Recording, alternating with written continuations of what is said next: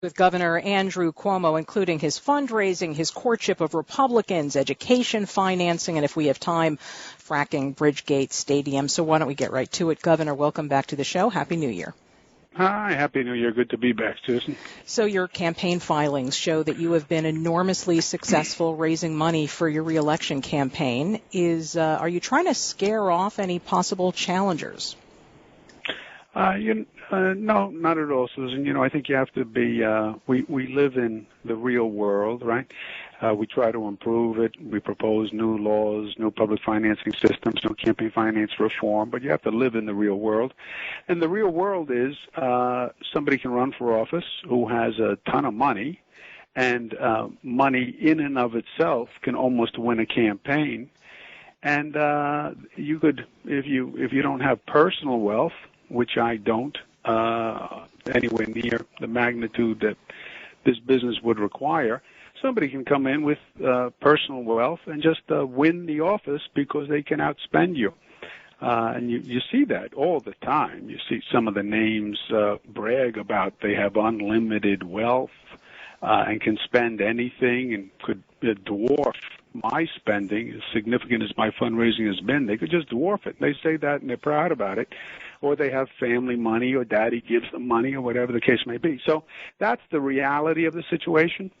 And I need to be in a position where I can explain to the people of the state what we've done and what we plan to do. Are they beyond the point where they can be corrupted for money? Because if we're electing people who can be corrupted for money at any amount, we're electing the wrong people. So here's a variation on that issue. You're raising money from what can be argued are traditionally Republican donors. And the Democratic Party has always been sort of this big tent. But because you're raising money from these traditional Republican donors, there's a fear that you're leaving your progressive roots behind, which was sort of, it was emblematic that you visited the Harvard Club yesterday. It sort of underscores that move away from traditional Democratic values, don't you think? I think that's actually I don't think that's right, Susan. I think it is a very important point, but I don't think it's that I'm less of a Democrat. I think what you're seeing is you have a schism within the Republican Party.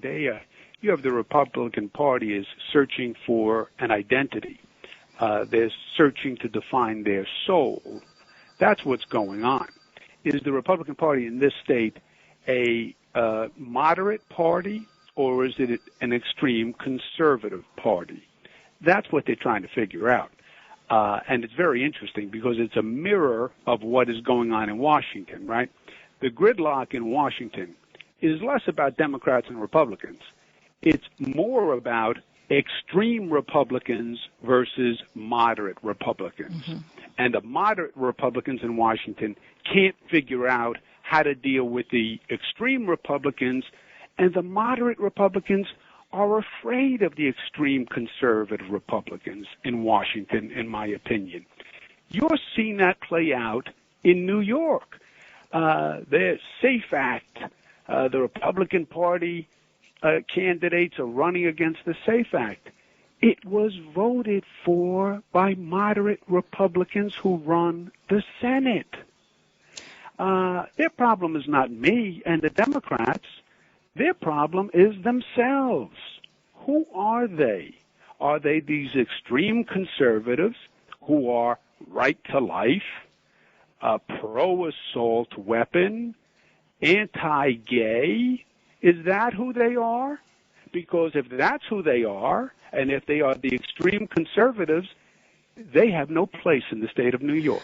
Because that's not who New Yorkers are. If they're moderate Republicans, like in the Senate right now, who control the Senate, mm-hmm. moderate Republicans have a place in the state.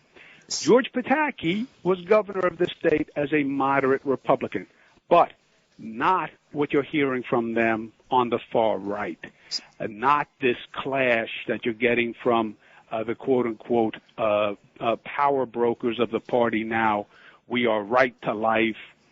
We are pro-assault weapon or anti. Are you talking about Republican Ed Cox?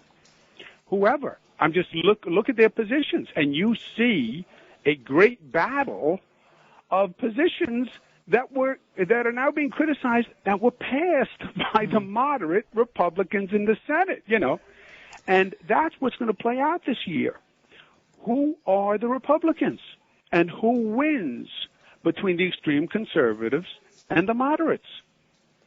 This week, Ed Cox did urge his fellow Republicans not to endorse you.